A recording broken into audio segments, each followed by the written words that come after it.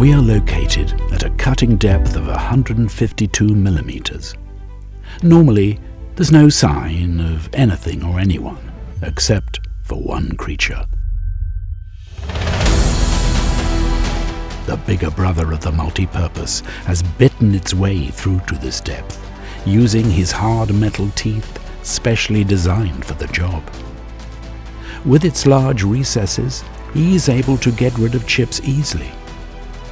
Just like his smaller brother, you can find them on rubber, wood, MDF, chipboard, Trespa, PVC or aerated concrete.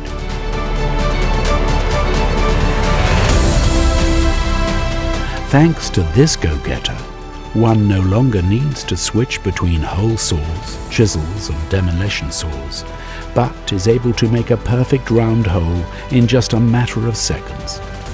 Due to his highly efficient click and drill anatomy, developed over years of evolution, he is able to quickly change diameters and spit out his prey rapidly. We are, of course, talking about the ProFit Multipurpose Long.